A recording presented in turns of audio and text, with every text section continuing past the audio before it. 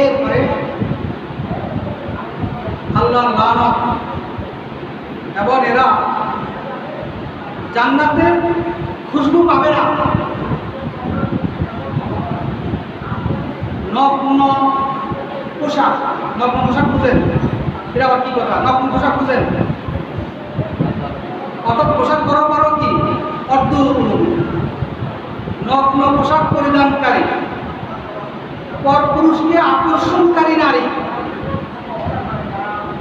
উটের কুজুর মতন ঝুঁটি বাঁধে মাথার মতো। উটের কুজুর মতন কি করে? ঝুঁটি বাঁধে। কটা কথা বললাম? একটা হলো নগ্ন পোশাক, অর্থাৎ পোশাক পরেও কি অনুকল্পনা করা। এরপরে পরপুরুষকে আকর্ষণ করে উটের ঝুঁটির মতো, উটের কুজুরের মতো ঝুঁটি বাঁধে। এদের ব্যাপারে বলা হয়েছে যে এরা তো জাহান্নামে যাবেই, জান্নাতের সুগন্ধিও কোনোদিন পাবে না। বলেন সবাই নাউযুবিল্লাহ মিন যালিক।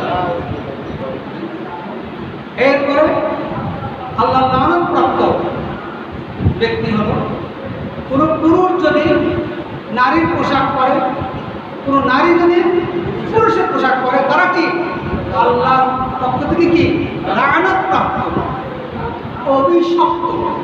এরা কি অভিশপ্ত।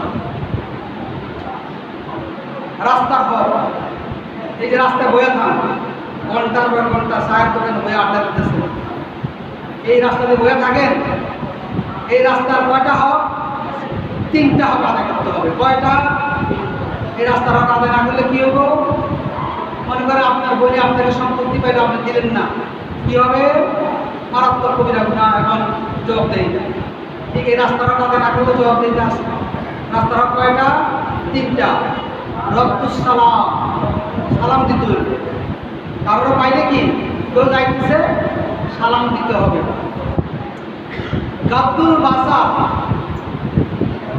চোখ দুটাকে কি করতে হবে? নিচু করে রাখতে হবে।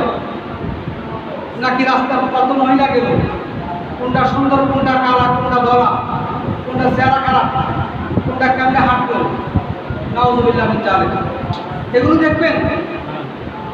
রাস্তার 2 নম্বর হক হলো গাদ্দুল বাসার, চক্ষুকে হেফাজত করা, চক্ষুকে নিচু করা।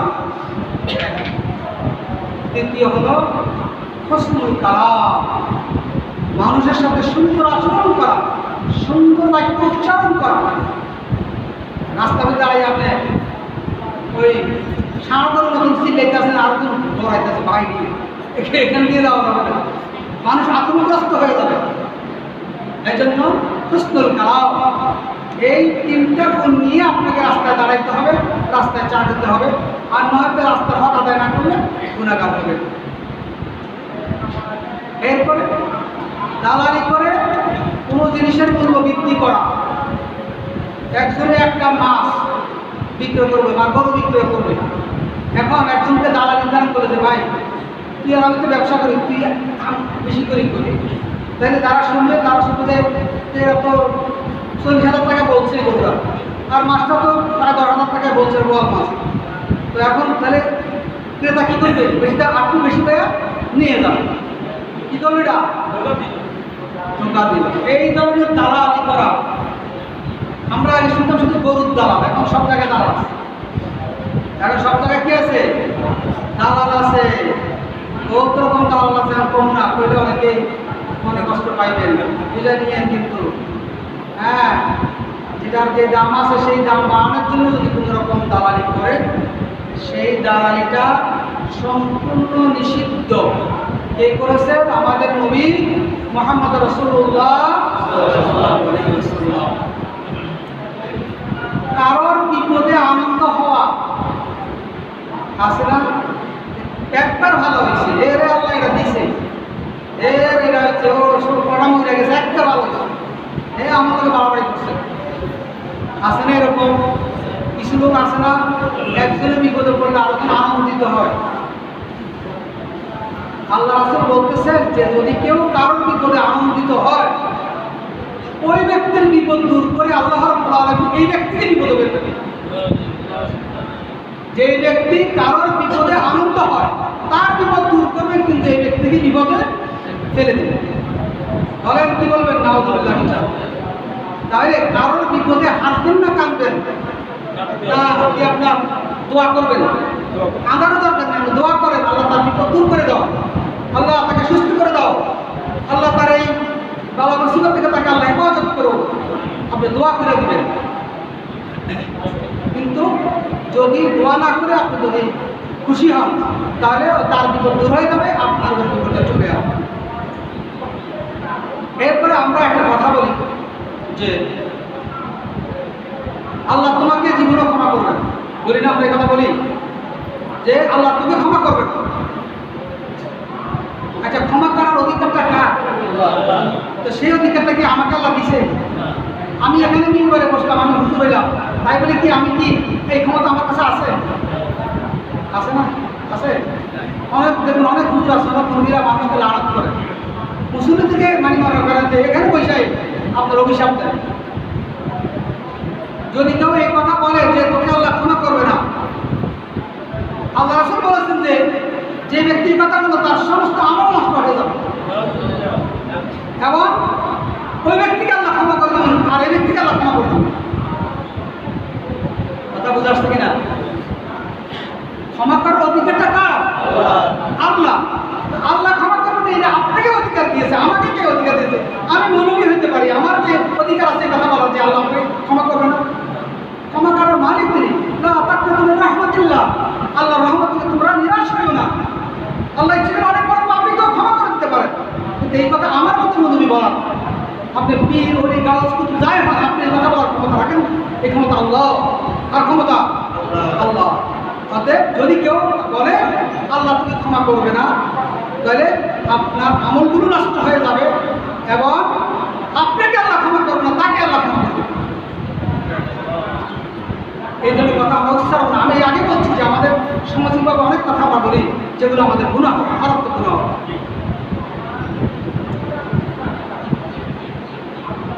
এক অনুপরিমাণ আল্লাহ রাসূল সাল্লাল্লাহু আলাইহি ওয়াসাল্লাম বলছিলেন যে এক অনুপরিমাণ যদি কারো অহংকার থাকে তাহলে সে জান্নাতে প্রবেশ করতে পারবে। সাহাবায়ে কেরাম জিজ্ঞেস করলো, ইয়া রাসূলুল্লাহ সাল্লাল্লাহু আলাইহি ওয়াসাল্লাম, আমরা তো একটা সুন্দর একটা জুতা পরতে পছন্দ করি, আবার আমরা কেউ আবার সুন্দর ড্রেস পরতে পছন্দ করি, তো এখন আপনি বলছেন এখন যদি আমরা এগুলো করি এতে সমস্যা আছে? রাসূল বললেন যে তুমি বুঝো যে অহংকার হল বাতুল হক গামতুন নাস, বাতুল হক গামতুন নাস, অর্থাৎ কি সত্যকে প্রত্যাখ্যান করা আর মানুষকে তুচ্ছ করা। এই দুটোর নাম হলো অহংকার। সত্যকে কি সত্য কি করা? প্রত্যাখ্যান করা, আর কি মানুষকে তুচ্ছ করা, এটার নাম হলো অহংকার। এটার নাম কি? অহংকার কাকে বলে? বাতুল হক গামতুন নাস, কি করা? সত্যকে প্রত্যাখ্যান করা, মানুষকে তুচ্ছ করা। এই দুটা কাজ যে করে সে হলো অহংকার। এই দুটা কাজ যে করে সে হলো অহংকার। আপনি ড্রেস পরলেন, জামা পরলেন, ঘড়ি পরলেন, এটার মধ্যে কি? এটা কোনো অহংকার না। এটা আল্লাহ বলছেন, রাসূল আরো বলছেন যে আল্লাহ সুন্দর, আল্লাহ সুন্দরকে ভালোবাসেন। আল্লাহ নিজেই সুন্দর, আল্লাহ সুন্দরকে কি করেন? রাসূলুল্লাহ সাল্লাল্লাহু আলাইহি ওয়াসাল্লাম বলছেন যে কয়টা কথা বলছেন শুনেন। বিদ্বেষ পোষণ করা, হিংসা পরায়ণ হওয়া, শত্রুতা ভাবাপন্ন হওয়া, সম্পর্ক ছেদ করা, এগুলো সম্পূর্ণভাবেই নিষেধ। এই কাজগুলো কি কি কাজগুলো কি? বিদ্বেষ পোষণ করা, হিংসা পরায়ণ হওয়া, শত্রুতা ভাবাপন্ন হওয়া। কার মনে মধ্যে শত্রুতা নেই, কার কি ওঠে কেন? সম্পর্ক ছেদ করা, এগুলো সবই কি নিষিদ্ধ, হারাম। কি কাজ? হারাম। এগুলো থেকে মুক্ত হবে। কোনো মুমিন, কোনো ঈমানদারের যদি এইগুলো থাকে তাহলে সে ঈমানদার হইতে পারে না। ঈমানদার হতে হলে এই ধরনের খারাপ যেগুলো ছেড়ে দিতে হবে। কাল কিয়ামতের দিন বিশ্বাসঘাতকের সাথে বিশ্বাসঘাতকতা করে না আমাদের অনেকে? বিশ্বাসঘাতকতা করে? হ্যাঁ, করে না? আর না করে? চাউল পাওয়া যায় পুকুরের ভিতরে, করলো পুকুরের মধ্যে রাখছে, তো এক জায়গায় রাখছে, তো বিশ্বাসঘাতকতা হইলো? খায় নাই, পুকুরের মধ্যে ডবর রাখছে, পুকুরের পানি নষ্ট হয়ে গেছে, এই তো চাউল নষ্ট কি বিশ্বাসঘাতকতা করছে? চাউল দিচ্ছেন, ত্রাণ দিচ্ছে সরকার, মাননীয় প্রধানমন্ত্রী মহোদয়, আর এরা নিয়ে চেয়ারম্যান মেম্বাররা কমিশনাররা আপনার হয়েছে স্যার, এরা নিয়ে কোথায় পুকুরের মধ্যে পানির মধ্যে ডুবে রাখছে। এটা কি বিশ্বাসঘাতকতা হয়েছে? অথবা নিজের ঘরে নিয়ে একটা গোডাউন বানিয়ে রাখছে, অথবা মাটির নিচে গর্ত করে একটা রাখছে আর কি, বিশ্বাসঘাতকতা হয়েছে? কথা বুঝে আসছে?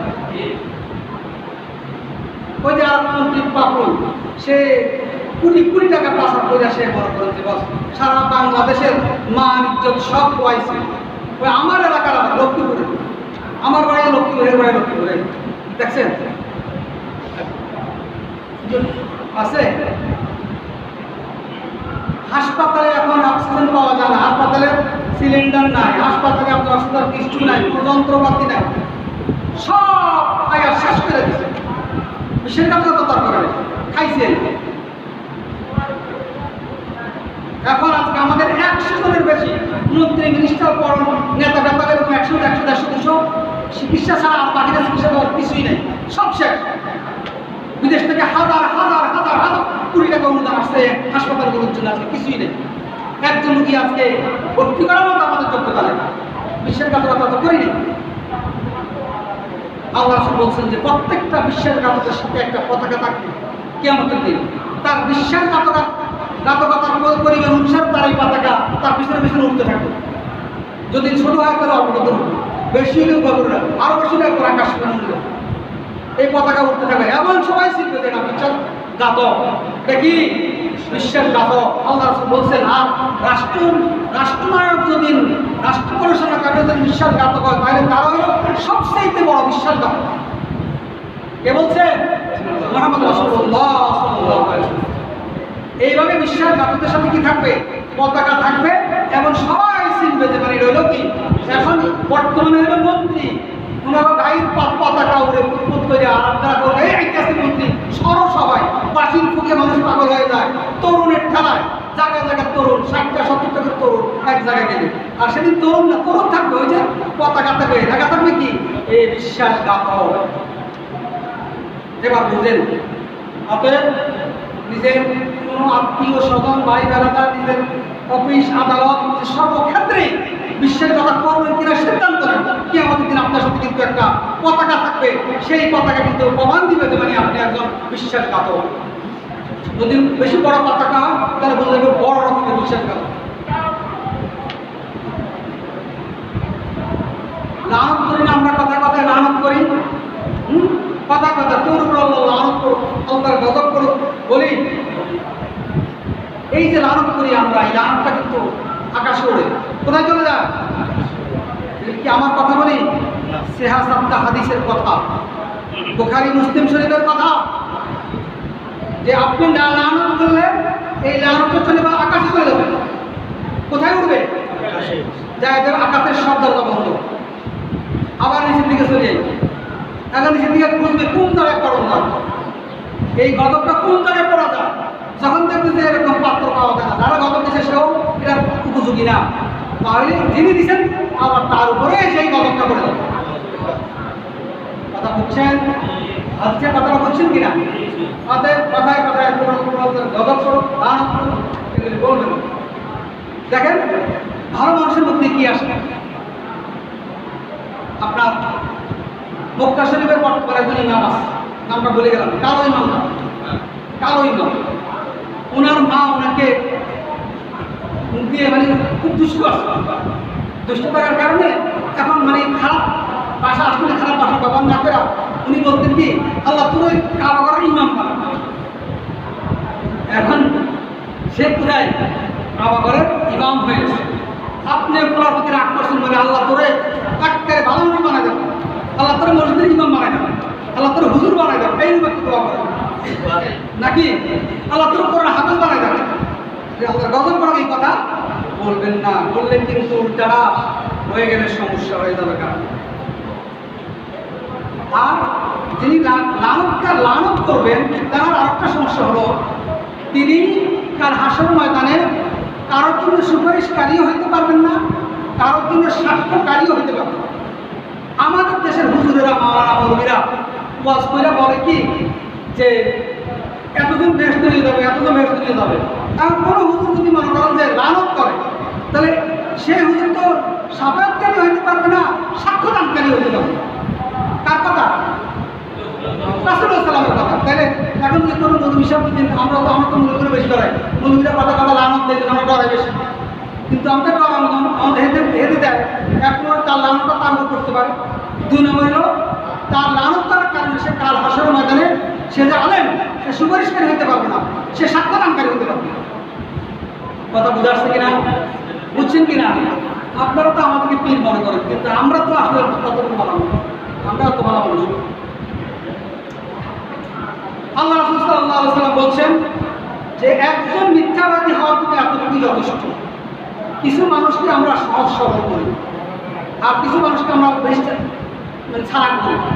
কি যেইভাবে যে কেউ কোনো কথা বলছে আর এই কথাটা বিশ্বাস করে আরো জায়গা লাগাইতে, কথা বুঝে আসছে। আল্লাহ রাসূল বলতেছেন যে এই ব্যক্তি যাচাই বাছাই করা সারাই কারোর কথা শুনে আবার অন্য তাকে বলে, সে হলে সবচেয়ে বড় মৃত্যু। কথা বুঝে আসছে কিনা? যে ব্যক্তি কারোর কথা শুনে ক্ষতির শব্দ খুব খারাপ মানুষ, আর আপনি বিশ্বাস করে শুরু করে দিলেন, কথা ঠিক আছে? হ্যাঁ, এখন ওই ব্যক্তি হলো সবচেয়ে বড় মিথ্যুক, যে ব্যক্তি যা শুনে তাই আবার কি করে না যাচাই বাছাই না করে আর ওদের কাছে বলতে থাকে, সে হলো সবচেয়ে বড় মিথ্যুক। কে বলছে? মুহাম্মদ রাসূলুল্লাহ সাল্লাল্লাহু আলাইহি ওয়াসাল্লাম।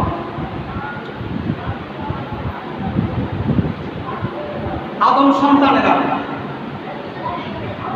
আদম পুত্র,